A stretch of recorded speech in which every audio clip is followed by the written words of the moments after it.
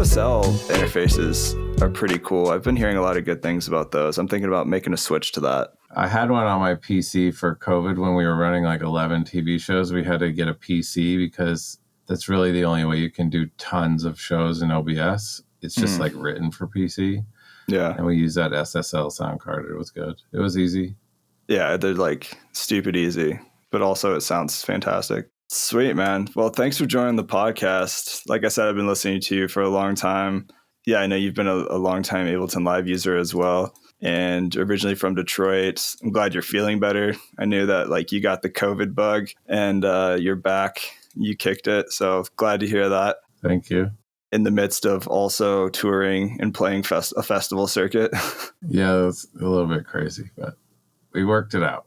Nice. You're originally from Detroit. I mean, you started Dirtybird back in the day. You've done a lot of things. I'm sure a lot of people maybe still think that your name is Claude.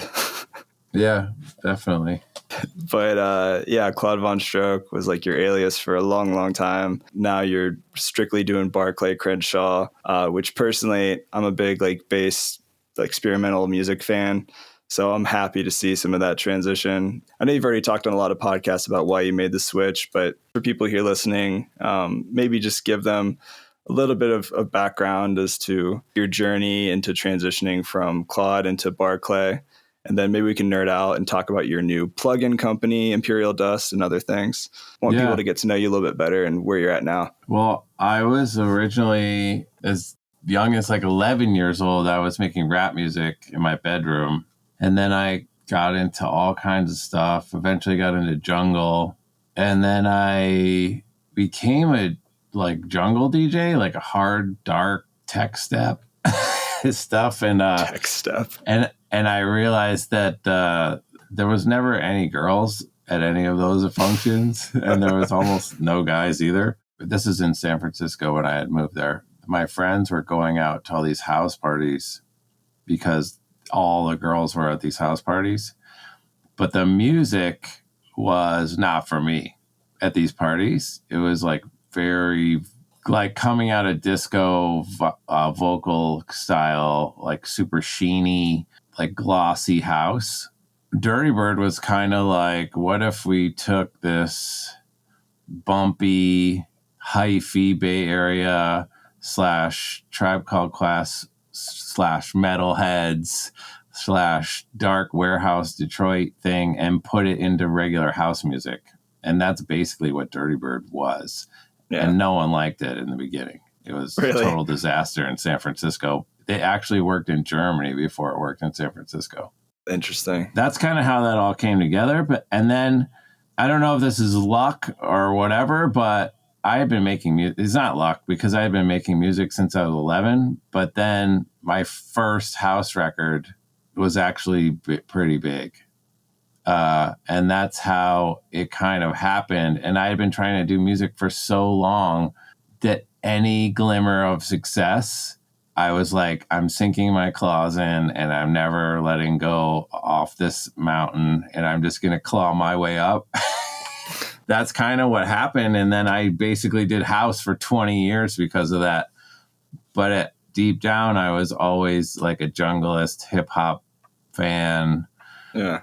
Eric B. and Rakim, like all this stuff. And you could see that in our camp out festivals. I would always book like Diggable Planets or somebody totally like Too Short or something, Souls of Mischief. Yeah. And I would always try to bring it back, and I'd always have some weird bass stuff going on, which I also really got into. I had kind of another epiphany when I heard EPROM's second album. I was like, this guy is freaking crazy. Yeah, he is.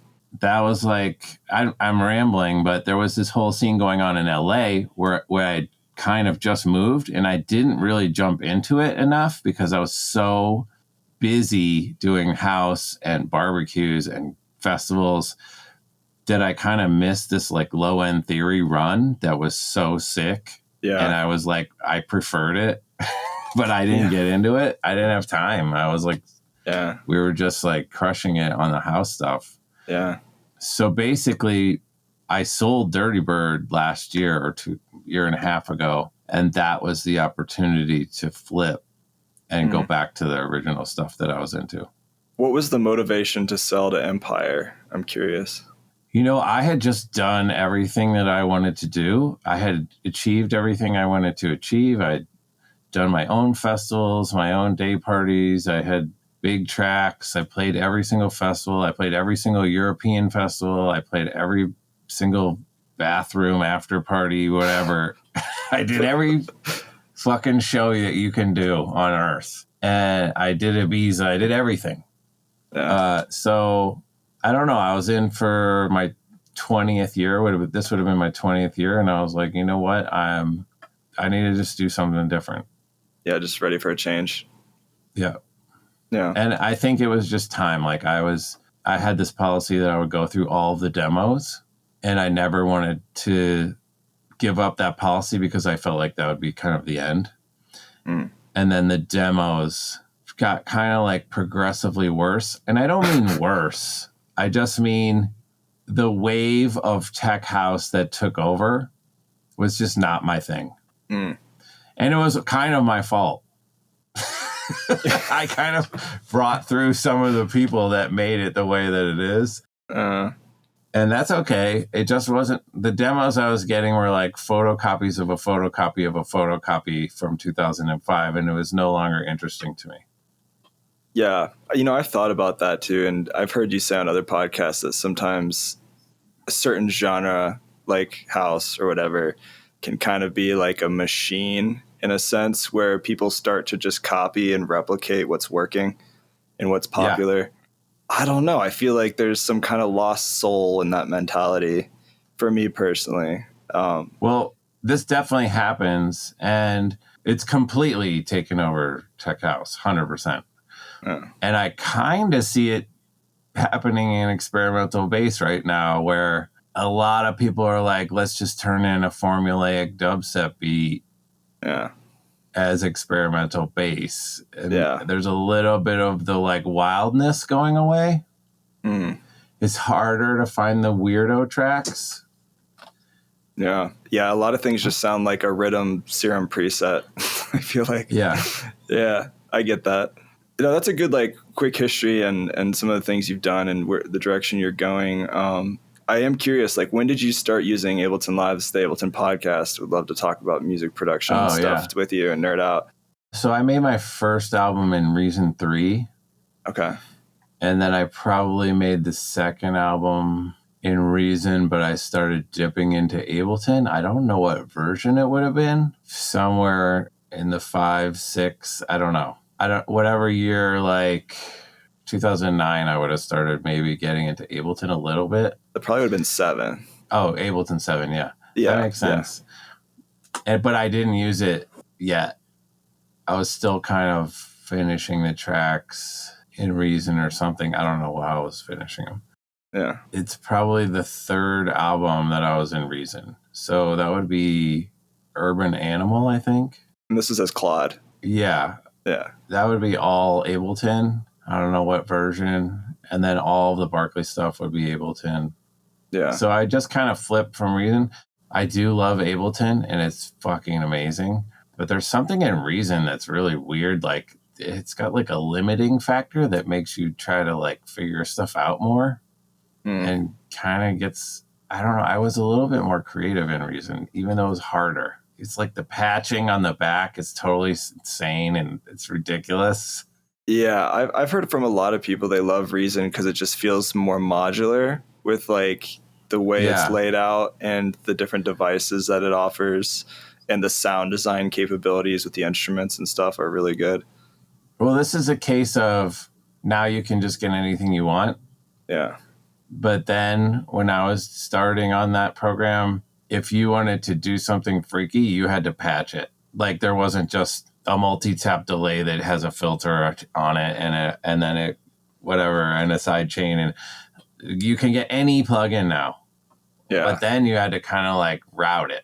So in one of my first tracks, Who's Afraid of Detroit, I used this crazy technique that would be so easy now, but it was so impossible. I don't even know how I patched it, but I would made this vocal chop of my wife, and whenever the vocal chop came in, it would duck the synth. But I did it like patching it through the devices, not through like a compressor sidechain or anything. Weird. And I remember it was very difficult to patch, but I figured it out. Nice. Yeah, I guess like in that sense, maybe there was like a benefit for you at that time to create like unexpected happy accidents with all the patching and just experimentation. Sorry, I didn't mean to get into Reason on the Ableton podcast. We'll just talk about Reason for the next hour. It's fine. I'm cool. It's whatever. Honestly, there's a lot of things I love and hate about Live 12 right now. So the new browser, I had everything so dialed, and the new browser might be better, but it's irritating me. Yeah. Well, I also had this like third-party plugin where it's like a third-party like thing where I could right-click and then it would just drop down my 10 favorite plugins in folders, like wherever I am on the screen, and then I just right-click the thing in, and it was using some script to just go in and load it off the menu. But now the menu is adding this second step, so I have to load it twice. Maybe I just need to go look for the update of that. Yeah, I'm curious what that would be. I'm not sure. I know that they did just update the browser with 12.0.5. And there was a lot of people complaining about certain features that they ended up fixing, such as like how it displays VST2 versus 3. So it's a little more obvious, and it auto tags VST2s now. Got it. They also updated a couple other different things in the browser to streamline it a little bit. So that's good. I'm sure they're going to continue to keep making those updates with user feedback. The big one for me was they changed a lot of shortcuts, and now they're actually reverting back to a lot of the shortcuts that they changed. Okay, yeah. Which I don't know why we need to keep changing shortcuts. So I feel like... So what's funny is I am such a moron that I hate learning any shortcuts. So I just made all the shortcuts on a Stream Deck. Oh, nice. And I made labels, so I don't even deal with shortcuts. I just press a button. That's the move. Do you use like Shortcut Buddy for that, the Max for Live device? No, I just literally program the shortcut, whatever the shortcut is, into the Stream Deck. It's just whatever keystrokes the shortcut is. You can actually say it's these two keystrokes. And the app shortcuts. And then you actually have to make a little Photoshop, like consolidate, deselect. Interesting. It's a pain in the ass. It takes about an hour. Hey, but if it helps your workflow, then it's probably worth it. Honestly, the only ones I ever really use are insert MIDI clip and like make a new track, constantly using those. But I don't really, and split. Yeah. But I don't use them that much. I also have, whatever, this is like so wormholey, but I have this thing. Maybe you can help me. Yeah? I have this entire thing. Oh my God. Just so that I can arm the tracks, because you can't arm the tracks in Ableton with any controller. It's so irritating. Yeah. But this one you can.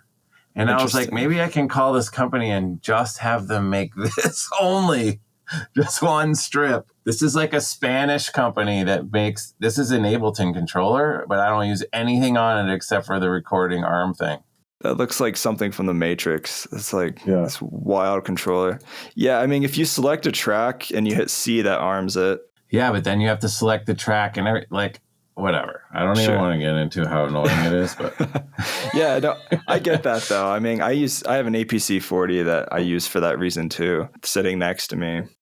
The other thing is they'll literally just let you, if your project has 40 tracks and you don't even see that track 3 has the record arm on, it'll just let you record right over it while you're also recording track 40. Yeah. And you won't even know till like 25 minutes later, especially if it was just like a little sound effect track. I know. No, this is like the annoying things of Ableton, a memoir with Barclay. Sorry. No, I'm here for it. I've had all these discussions with so many people. I get it. I do like the mixing. Learned how to mix in Ableton pretty much. I didn't know shit. My first records, I just went 100% like, is this passable? There's nothing. There's no like compression. I don't know anything, but I just made the samples sound the way they're supposed to sound. I guess that's kind of a good way to work, so that you're making it Like if I had known anything, that would have been a good pre-master because everything was sounding good. But honestly, it would have been just a pre-master at that point. My master would have been like a pre-master. Yeah. There's something good about, I guess, some ignorance, not knowing how to mix perfectly. Because I feel like back in the day, before I started mixing my stuff better, I was more focused on the creation process. Yeah, it can hang you up. Yeah, like, and I feel like now, I mean, the mixing, mastering stuff I think is equally important, but the creating side, I feel like I was so fixated on that I came up with like really cool ideas pretty quickly because I wasn't focused on mixing it as I go as much. Yeah, so I have this process. I have like a bi-weekly class with this guy, Mike Monday. It's like a one-on-one. Yeah, I heard you talk about this. This is really good. I think people need to hear this. And the concept is you're almost like left brain, right braining it. You're making any beat, any shit beat or sound or idea constantly, all the time. And you're not judging it at all. You're just saying, as long as I'm here in the studio, that is the win. Then you record them all, put them in Trello, or you can use any of these kind of things. Trello is good because you can actually put MP3s in it, which is just like an organizational board. So you have just, let's say, 100 ideas, and then you just kind of NCAA tournament down to what you're going to finish. Then you get to the final 4, and then you maybe make all 4 of those. Yeah. Usually out of every 100, you can get 10 tracks, I would say. That's my ratio. Everybody's ratio is going to be different but I would say out of every 100 just crap ideas, I've finished 10 things. And a lot of these ideas are only like, they can be 16 bar loops or something like that. Oh, right? yeah. It's just literally just brain farted out. Yeah. Good brain farts. Yeah. I think that's a really brilliant way to work. And I might actually start doing that more intentionally because I think there's so many people listening and producers of all experience levels who have hard drives full of little 16 bar loops that they don't even remember are archived. You could start by just organizing them, literally, and just putting them in a thing and being like, these are the best 25. I'm going to take them to here. Then, so it's not just as simple as I'm saying. It's kind of like you pick 25 out of the 100 and then you work on them. And then you say, okay, these 10, because I worked on them, are actually moving even into the next realm where I might even try to like make them tracks. And then maybe like 7 of those get to the end. Mm-hmm. It's a multi-process thing. Mike says he's going to make it into a program, but I don't know if he's ever going to do it. So like make his own Trello, basically? Yeah. Which he should, because everyone would use it. Yeah, if it was like Trello had a baby with the Splice cloud thing that doesn't exist anymore, which I'm sad about. But yeah. I don't even know what that is, but yeah. Yeah, Splice used to have their own cloud platform where you could upload a project and then it would show all the tracks in the cloud in your project. Okay. And you could do a bounce and store it there. And it was basically like Dropbox, but like a Splice version. Got it. Okay. And that was cool, but I think they realized it was free up until I think maybe 5 years ago. And I think they just realized that like, oh crap, we're hosting like hundreds of thousands of fat gigabyte projects. Probably just ran out of space. Yeah. But isn't that whole process you described, isn't that how you started building your open channel album? Or am I wrong? Yeah.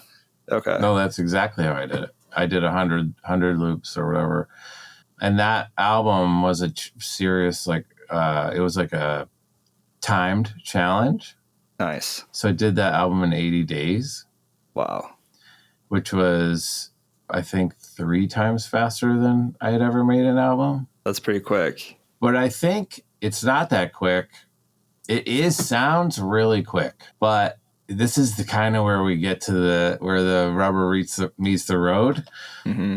It's only really quick if you don't work on music every day and you're kind of a half-asser and you're procrastinating all the time, which is what everyone does. If you literally came in and worked on music every day, that's a very doable timeline. Yeah, that's true. If you're being very intentional about it and putting in the time every day. Well, that's kind of what I'm saying. Are you saying that this is your job or are you saying that this is your side hustle? Right. if you're saying it's your job, then you can really just say, this is my job. Do you think that people could still work a full-time job and make a music career doing something similar that you've done as Barclay or Claude? I would say it's not impossible, but my advice would be do whatever you can to get even the smallest window of a break. Whatever you could do to get 2 months off so you could only do the one thing would be better than coming home at 6 and doing an hour every night after work. Because I did both. And the only time it ever worked was my wife was the nicest person on planet Earth and said, here's this block of time. I have a job. You do this only for this block of time. If you can't make it work, then you get a job for the rest of your life. So that's highly motivating. But I would say that it seems impossible to get that time off if you're like really scraping it, but there's always something that you can do. Maybe you just have to not eat out for 3 months or whatever you have to do to get that break, even if it's 1 month. I do think it would be worth it. Yeah. If you're at a certain level, if you're like, oh, I'm just going to learn how to use Ableton, just keep your job. Yeah. Like you have to be already kind of like getting there and saying, okay, this is the time I'm going to jump, like 10 toes down. Yeah, don't quit your day job if you haven't played with a DAW before. Right. Yeah. So if it's like your first day at Point Blank Music and you're like, okay, I saved up enough to quit my job, that's not advisable. No. Unless you have like a sugar mama or sugar daddy or something. Right, exactly. Yeah, which is also, great. Yeah, no, that's good advice because I've heard a lot of people talk about both sides of that. And some people say you can, some people say you can't. You can. Anything is possible. So I would say the flip side of that is if you say that you have to have a job, which is okay, obviously, then you really need to read some time management books. So one of these books that I read was 4-hour work week or whatever. Yeah, that kind of concept. Yeah. You should figure out a way to not check your email every day. Just stuff like things, tactics. You're going to have to create some serious time management rules for yourself. Yeah, it's totally possible. I believe that too.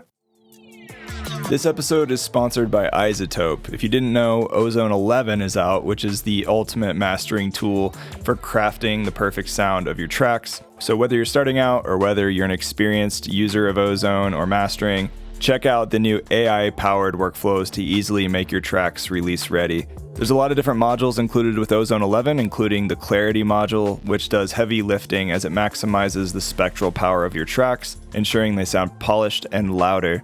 And with AI-powered stem isolation, you can rescue problematic mixes with precision, eliminating the need for mix revisions. So you can explore all kinds of different modules to really mess with the compression, to boost quiet sections while preserving transients and make things slap. Check out the link in the show notes for more info on Ozone 11. Well, I'd love to also talk about your new plugin company. And I've been playing with your first release plugin called Nasty Channel. Well, thanks for the NFR, first of all. And when I got it, I'll be honest, at first I was kind of like, I have so many distortion plugins. Like, I don't know if I need another one. And then I played with it and I was like, oh yeah, this slaps. It's actually really good. I stress test the hell out of it. I did 100 channels of Nasty Channel and at 128 buffer. And my M1 Mac was cruising. It was only hitting maybe 20%. And I was like really impressed by that. Oh, that's good stuff. Yeah. So good positive feedback from that standpoint. And it sounds fantastic. I would love to talk about what inspired creating this plugin and or plugin company. So this plugin, I owe so many things to EPROM, believe it or not. He has no idea that this is even his fault. Shout out. When we did a track in 2016 or something, my first Barclay Crenshaw track, he showed me some of his techniques. And one of them that I would have never thought of was just dropping the stock erosion plugin over the top of any sub bass or 808 sound. Yeah. And he's like, this is kind of how you like fizz out a sound and get it to have top and bottom. And I feel like that became like a standard practice, secret standard practice in the bass community, that kind of technique. Yeah. But I was like, there's not a lot of controls. It's not that gritty, and you can't join it all together and like push it at the end. So the plugin is kind of like choose whatever top end.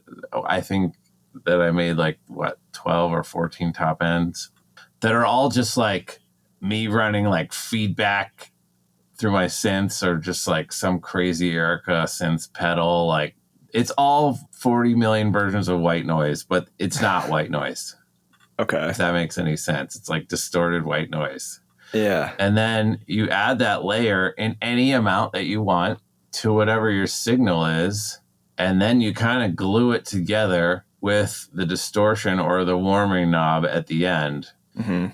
And then you can also low pass or high pass the extra sound. So you can pretty much dial it any way you want that little extra fizz on top to be. And I originally thought this was just kind of like an 808 device or like a sub bass freaker outer. And then I realized like it's so sick on old drum loops and snares and just anything that needs top. It's not like just distortion, but the distortion on it, you'll admit, I think you'll say it's pretty good. The distortion knob is juicy, right? It's not like a piece of shit. No, it's thick. It's real thick. Yeah, I used it on a new remix I'm releasing in a couple of weeks, and it definitely juiced up some of the bass sounds. That's good. Using it as a riser with the pitch. Ah, okay, You could actually make a riser out of it. I was playing with the pitch as well and the layer and automating that. And that was another thing I actually really liked too, that you don't necessarily have to go into the configure tab to automate parameters, which I feel like a lot of plugins you do. Like it shouldn't be that hard from a programming standpoint. And you or whoever did a great job as far as like if you just open the automation window on a track and you touch a button, it's automatically going to display in the automation lane, which is nice. That's good. So little things like that is nice. Yeah, we also, that's the one thing I forgot of that you just mentioned, that we actually put some waveforms in the distortion circuit, which kind of makes it a totally different thing when you do that. Yeah. It's because it basically is an oscillator then. But you can't pitch track it, which would be cool. That's kind of like a V2 if we could pitch track the oscillator sound or even the top sound. That's something that I think it's missing maybe. Yeah, that is a nice thing about Meld and Live 12 is they have the ability to do scale awareness inside of the synths, some of the synths. Yeah. So you can pitch the oscillator and tune it perfectly, which is pretty nice. So that would be sick. That'd be a cool option. Well, I'm glad you used it. That's cool. Yeah, it's a good time. Thanks. And also you can automate the presets too, which is kind of fun if you want to like jump presets and automate them. But the presets sound good. I haven't done that. Yeah, there's like 20 presets in here. They all sound pretty great. But yeah, why plugin company? I'm just curious. Like, it's not, you don't have a whole lot going on, I guess. I have no idea why I'm doing a plugin company. This is kind of like a lead into making some more sample packs and just having a resource. Because people hit me up for that stuff all the time, and I've made like one sample pack for Claude VonStroke, which did great. But I don't know. I'm just thinking about like everybody knows. I think it's pretty obvious to everyone that unless you're Drake, you can't make any money on Spotify. Like, you basically have to think of this is for up and coming people. You need to like diversify your shit right from the start. There's no way to make any money anymore. So you got to look into sync licensing. You got to look into samples. You pretty much have to look into everything to kind of, Kenny Beats talks about this quite a bit. You need like 6 to 8 machines running to just unless you're just crushing it on touring, which is very difficult. Like there's people with 20 million monthly listeners that can't sell 500 tickets in San Francisco. Yeah. So like touring is another whole beast. So you really have to figure out how to make it happen in the music side of it. So this plugin company, Imperial Dust, is just like another passive stream of revenue. In the long term, yes. Right now, I don't know if we're making anything, but well, hopefully after this podcast, we'll sell some more licenses. Yeah, no, I think it's interesting. I mean, you've got Max for Live developers that are also producers now who are just cranking out new Max devices, and the subscription model seems to be like a go-to for a lot of people. And I think COVID really amplified that a lot because people are just sitting at home and be like, well, what do I do? Yeah, I think it's true. What have you learned about the process of developing a plugin? I didn't code it myself, so I don't know the actual pain. But you're never done. So like as soon as we're started using it, we're like, oh, we probably should have done this, and we probably should have done this, and we probably should have done this, and we probably should have done this. It never ends. Like, but just like a song, this is something that's really relevant to music also. Unless you pick this cutoff point where it comes out, you will just work on that fucking song or the plugin or whatever for like 10 years. Like it'll never be done. Yeah. So there is like a point where you say, well, I like this, and I would be okay if people listened to it or saw it or used it. Because you're basically going to come out with serum if you just keep working on it. Like, oh, let's just add 4 more oscillators, and let's add just a reverb, and let's add you know what I mean? Yeah. Yeah. Stray worked on that for a very, very long time. I talked to him about that once. I'm sure. It was just a constant iterative process of him being in a dark room at home, just working for years. Well, that one worked out. No, he did. I'm sure he did just fine with the sales. I feel like everyone has that. They do. Yeah. Well, hey, who knows? Maybe Imperial Dust will have the next serum someday. Who knows? Who knows? Possible. That is good advice, though, because, I mean, you could work on something for all eternity. At some point, setting a deadline is probably not a bad idea. That's good stuff. So future plans for Imperial Dust, are you already working on another plugin, or are you... We're going to do some sample packs next, and then we'll see where we are with the plugin. Nice. It's a slow grow. Yeah. I actually made a Max Fly device with a brilliant programmer named Toby Hunka. He has the website Ableton Drummer. Oh, cool. Work together. He's the brains behind the coding, but we built a Max Fly device that automates the sample pack creation process. Oh, wow. I'll send it to you if you're interested in playing definitely. with it. I am, because we're kind of making those, and the biggest pain in the ass is like the organization. Yes, for sure. Yeah, and especially if you want to do like multi-sampling individual notes, like to put it in a sampler or whatever, that can be a super tedious process to automate. I was using CliffX Pro for that, and we have a device you just hit like 2 buttons and it just records a plugin patch or whatever, every individual note. Wow. Yeah, if that's interesting to you, I'll send that to you. Yeah, that's cool. That sounds interesting. I was listening to a couple of the other episodes of you talking about your process with Dirtybird, and you're selling Dirtybird Campout, aren't you, right now? Is that still for sale? It is for sale. I don't know if anyone's ever going to buy it, but I'm out. I'm kind of out of the events business as well. I think it's the hardest business. Not to unsell my company, but that was my favorite thing in the world, but also the most stressful thing ever. Really? Just so many logistics? Yeah, it's not even that. So we weren't backed. So like, it's my wife and I. Basically, our home is on the line every time. You know, like everything's on the line every time. The festival costs like $3 million. So it's not just like, oh yeah, let's just do it. You know, like it's brutal. Yeah. Like, yeah. And we were cutting it razor thin between profit and not profit. every time. I don't know what anyone actually thinks was happening, but it was very tight. Wow. And that just gets to, I mean, congratulations to us. We actually were able to squeeze a profit out every time. That's great. I bet we're one of the very few festival operations that ever did that. Because I hear people that start festivals and they're like, yeah, the business model is let's lose money for 3 years and then we'll make money in year 4. And I'm like, oh my God. That sounds like business model ever. Sounds like a lot of stress. Yeah. It's not all about money. It's just I don't think that I could have done this project. I don't think that I was making enough music. I was down to making like 1 or 2 releases a year, just working on things that were not music. They were music related, music adjacent. Everything I was doing was very music adjacent, but it wasn't music.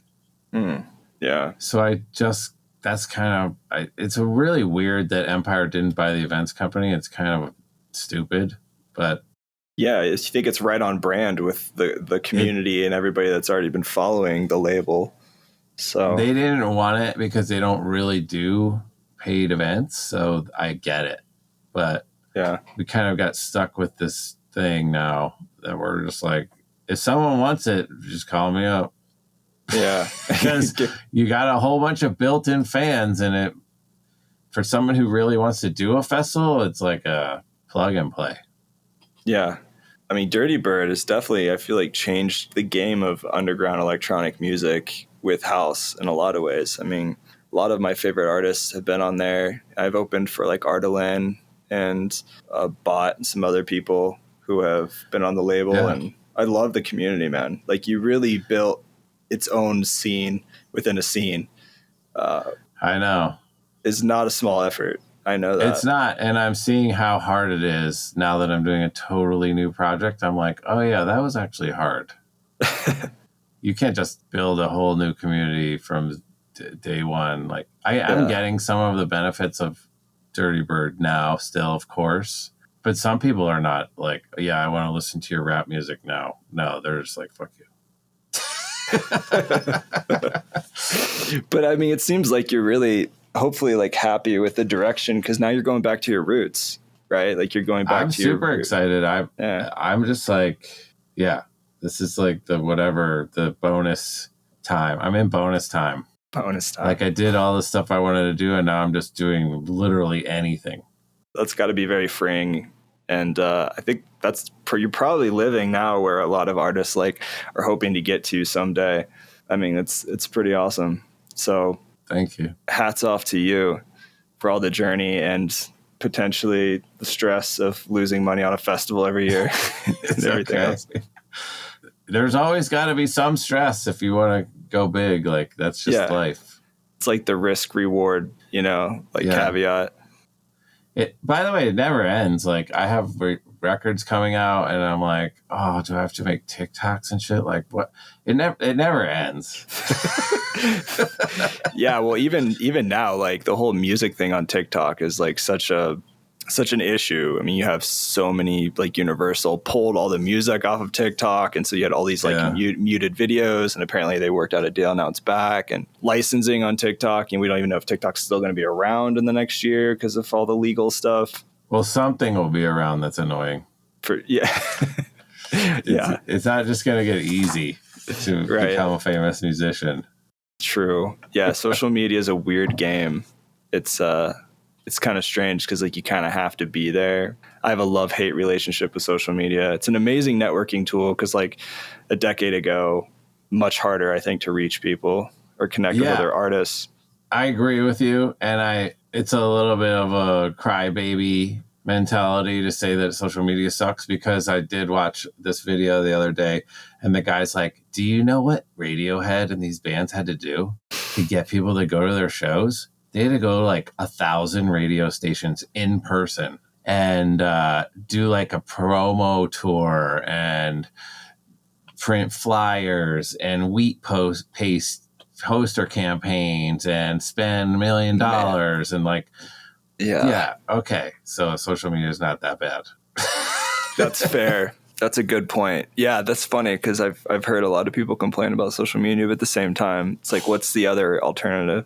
There's going to be something else that you have to do that you probably don't want to do. Well, I would also, I mean, you've been producing for a really long time. I'd love to also talk about like, what are some of your favorite Ableton Live specific things, like devices or even third-party plugins that you really love other than Nasty Channel, obviously. So I use Machine by Native Instruments, not to sidetrack you, but so then I figured out a way to use this little $30 thing called Kit Maker that will take all the Machine packs and put them in the Ableton drum kit. Really? And so I use that quite a bit to get things started. Basically, the pain of Ableton is that it's literally blank paper. And that's the reason the Machine is fun, is because it's not blank paper. You just have thousands of packs and they just load up and you can just doodle and think of shit really fast. So I got all my drum kits. So I love the drum. The drum kit is the shit. I use Simpler. I almost never use Sampler. I use the compressor. I've kind of started using Track Spacer instead of the sidechain and compressor. Me too. I feel like it's a little bit more controllable and more interesting and like really defined about what you're getting. Yeah, I love that for sidechaining. That plugin has changed my life for sure. Me too. In Ableton, what do I EQ8 I use every fucking second. It's just, I don't know why I like it, but it's just easy and it just does the thing. It just does the job. Yeah, I agree. As far as our synths, I don't use them. Really? I don't know why, but I just never got into any of them really. It's just Sampler. What are some of your favorite synths that you do use? I love Echo though. Yeah, me too. Me too. So much better than delay. I like Echo for distortion as well. Like if you turn on the D for the drive next to the input knob, just crank that input, you can get some really dusty, dirty delays, which is kind of fun. Oh, that's cool. Yeah. I'll check that out. What do I use for synths? I use a lot of outboard stuff, but I use, I'm going to say if I have to go to something, it's usually like Omnisphere or something almost sample based. I literally don't use Serum. I don't use like any of these dubstep, Vital. It would probably make my life a lot easier, but I just never got in them. For bass, I literally just use Bass Engine, which is like it's like just sample playback, or Sub XL, which is kind of just like a sub machine. Not familiar. I'll have to check those out. I'm trying to think of. There's an older instrument. I think it was in the Creative Extensions pack. I might be wrong. It was some pack that Ableton released, I think in version 10. It's an instrument and it's just called Bass by Ableton. Okay. Which is like good luck finding it. But if you search in your browser, it should show up. I absolutely love this thing. It sounds very analog, and you can get some really awesome dirty bass sounds with this. I feel like it's kind of a hidden gem. I've been saying this since 2003. It doesn't matter. Yeah. Like, you can get anything to sound crazy. Yeah. Just get in there. Yeah. No, that's true. You know what I do like, though? There are some things that you can't make, like Devious Machines Infiltrator. Yes. I don't know if you could think of that shit. Yeah, the thing's wild. I use that to resample and then put the sample back into the project as like a glitch. And then I also use Granulator. See, I use the original Infiltrator, but there's a version 2 now. I mean, it's fucking... you know what? I even sometimes use Infiltrator as an EQ. Some of their just basic EQ presets are super tight. I just used it on this hip-hop track that was coming out on Friday. I literally used Infiltrator to tighten all the drums up. Interesting. Have you ever messed with Soothe? Yeah. I love that for cleaning up little stuff to tighten things up. I do it just like feels Soothe. like cheating. I did learn something that really helped my mix downs about 2 weeks ago, which is how to properly use a clipper, which I just heard the word clip. Maybe I heard the word clipper like 4 years ago. And I was like, I would never use that because it's just going to square out my song and it sucks. But then someone showed me how it actually should work. And I was like, oh, shit. Which is basically on your track buses or your track, you're just shaving off like these imperfections that are just shooting up. It's like you have your whole track and then one little thing shoots all the way out of the thing. It's like a hiccup or a burp or like something in the sound has a crackle and it peaks the thing. You're just shaving that off. Yeah. And then if you do that on every bus, you might get like 8 decibels back. Yeah. And then you're all of a sudden like, oh, now my track actually, because I was always like, I can't get my track to sound like all these guys from here or here or here or whatever. And I'm like, why can't I make my track loud? Yeah. And that's a great tip. Yeah, I had somebody show me that a year ago, and it made a huge difference with my drums and just my overall master for sure. Just a game changer because you're just giving a haircut to the peaks, basically. That no one hears anyway. You can't even hear it. Yeah, and it sounds, your tracks can sound very round if you're just limiting, because that's all limiting's doing. It's just rounding off the peaks in a very subtle way versus clipping. You're distorting. To be clear, this is very different from limiting. This is just shaving off these like little you're distorting things that are just shooting out of your mix that are basically taking the entire volume of your mix down, because when it analyzes, it's like, oh, look at this one little peak. The whole song's here, but there's one little part and I can't smush it because of that part. Yeah. My friend Copycat showed me that in one of his projects. So sometimes, like, if he can't get his mix loud enough, he'll use 2 clippers on his master. He'll like clip and then limit and then clip again, which is like bananas to me. But it all makes you feel like you're doing something very wrong. Yeah, I know. That's true. I feel like I've had to unlearn a lot of things that I thought were like holding true. It makes you feel like you're doing all the things that all the mastering engineers said, oh, never do this. Yeah. And actually, it doesn't. It sounds pretty good. Well, it does. I mean, so what I've learned or what I've been told is there's actually a built-in clipper and the master of the output stage of Ableton. So I'm actually running my mixes into the red now in Ableton and balancing them that way. And it actually sounds fat and round and tight. Interesting. I have noticed that there probably is at least 4 or 5 in there where they're like, we're not going to, this is fake. Yeah. This is a fake deadline. But I do think, so this happens. Oh my God, this is so nerdy. Is it okay if it's nerdy? Yeah, this is a nerdy podcast, so you're in good hands. Okay, so like I do a lot of edits. So I'll just get like a rap lyric, like everybody does this. So I'll get a rap lyric and then I'll get some instrumental that I think is super sick. And the instrumental is always run right up to the absolute 0. If you put add any plugin, even the EQ, it'll just red in Ableton. So I very much some of the time, even if I bring it down like 2, once I add a vocal, I have to go into the red. But I've noticed, like you're saying, it doesn't really matter. No. I know everyone's going to be like, no, this is the worst advice. No, it really doesn't matter. Don't go in the red. Yeah. I've met some other people I know in the bass music scene who make really awesome fat mixes, and they're doing the same thing. We're teaching everyone the worst. Basically, this is not what you want to resort to. You do want to learn how to mix. Yeah. With everything not in the red, because it's a bad habit.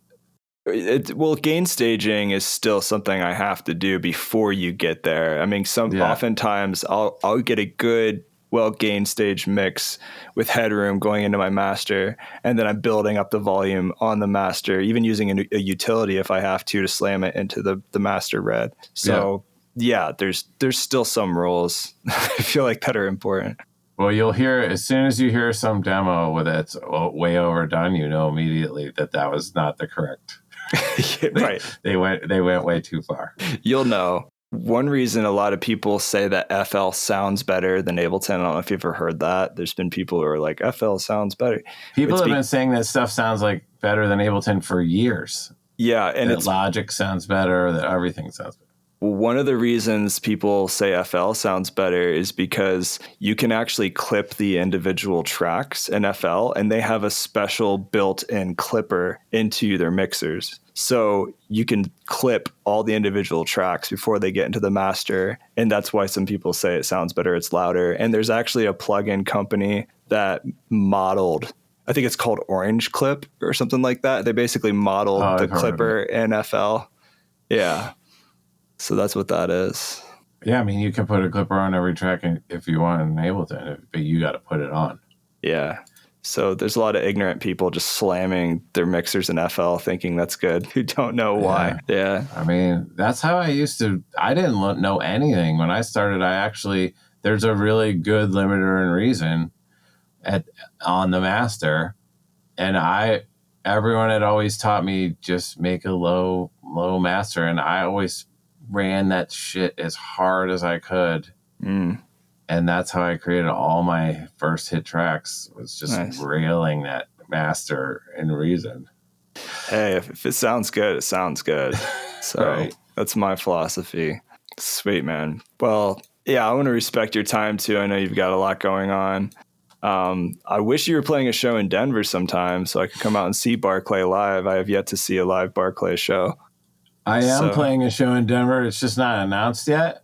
It's in the winter. It'll be in the winter. It's a very big show. Sick. I can't say anything more than that, but it will get dropped eventually. It's sometime it might even be December. Okay. I'll keep an eye out for that. I'll definitely make it out for that. That'll be good. Been waiting to see a live set. So upcoming projects. What upcoming projects are you working on? Okay, so I'm going to release a track every 3 weeks. Wow. For like the next 2 years. That's amazing. Hats off. Which is insane. That's incredible. I'm already behind. Now, I will say that does include, if I do a remix pack for the album, I'm counting that as a track, even though I didn't do the tracks. I'm just saying there will be a release every 3 weeks. Okay. I'm just starting to realize the new world order is a lot more about consistency and just keeping people continuing to provide interesting things instead of just let's drop an album every 3 years. That's not really working anymore. If you're smaller, I know people are going to be like, you're fucking crazy. I look at myself as smaller, but I'm saying that compared to major label, I'm a fully independent, electronic music producer. I'm not Dua Lipa. Yeah. So you're just going to self-release for the next couple of years and just keep grinding it out and making those Trello brackets, basically. Yeah, I'm going to see if that works because I don't know what works. So this is kind of an experiment. Yeah. To see if this works. And also I feel like I can make a lot of different stuff, which is kind of where I'm at right now. I just want to be adventurous. Yeah. Sounds like a good plan. I've heard that a lot too about we're living in a singles world. People just keep dropping singles. So and it makes sense, that consistency and having content to regularly put out to keep engaging your fans and audience. I'm planning on doing the same thing. I don't know about every 3 weeks. That's wildly ambitious, and I'm impressed, and I aspire to that someday. But for sure, you do have to get a little bit ahead of this schedule to do that, I think. Yeah, definitely. I'm not far enough ahead to really feel comfortable, but I do see how it can be done. Yeah. Well, you've been doing it for a while, so I trust your opinion and advice in that world. I would recommend, if you really were going to do that, start with 6 tracks in the hopper. So you're not oh my God. Yeah. Playing catch up for a full year. Every week. Yeah. Right. That makes sense, man. Well, I want to respect your time. Like I said, we've been going at for an hour, and thanks again for joining the podcast. It's been a good time, and I've been wanting to have you on for a while. Thank you for having me. Yeah, man. Where's the best place for people to connect with you? Well, barclaycrenshaw.com is my website. I actually today just put up this rap single. I haven't rapped since high school. Nice. This is the first track that I'm emceeing on. And it's not even streaming till Friday, but I've basically developed a new concept, or I'm going to drop it first in a way that you can't really get anywhere else. So it's uncompressed files, all the stems, all the extended liner notes, why I made the track, the lyric sheet. Wow. And it's all there, and it's pay what you want. You can pay nothing. You can pay me $10,000. I would prefer the latter, but I understand if you pay nothing as well. But so it's like a no pressure situation, and you can also remix it. And there's an email there to submit the remixes to as well. So if you're like, oh, this is sick and I want to use this vocal, I'm like, whatever now.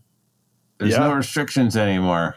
That's really cool though that you're doing that. I heard an interview with Sonny Moore Skrillex talk about the same thing. He released everything for free. Like he just gave as much away as he possibly could in the early days, and it worked. Pretty Lights as well. Pretty Lights did like 9 albums for free or something. Derek did the same thing, and it makes sense. You just keep giving it away for free. Eventually, you're going to create more buzz around it. More people are going to have accessibility to it. Cool, man. That's awesome. Well, I'll look up to that. Maybe if I have some time, I'll play with the remix and give it a try. Yeah, just mess around, see what happens. Nice. Yeah, I'll go check it out when we hang up. Sweet, man. Well, thanks for hanging out on the podcast once again. Love your music, love what you do, and looking forward to that show in Denver in December. And so I'll talk to you another time. Okay, man. Thanks, Dan.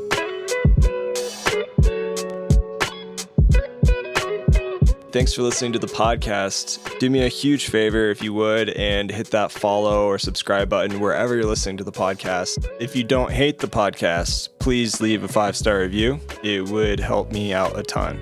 Don't forget to check back on Tuesdays for new episodes. If you want to be the first to get new episodes and stay updated and get free new devices and sample packs and other stuff that I'll be sending out in the future, join the newsletter. Just go to liveproducersonline.com/newsletter and or check out the links in the show notes. Make sure to give this guest a follow on the socials. Give them some love for spending their time. And once again, thanks for listening to the podcast. I will see you next time. Later.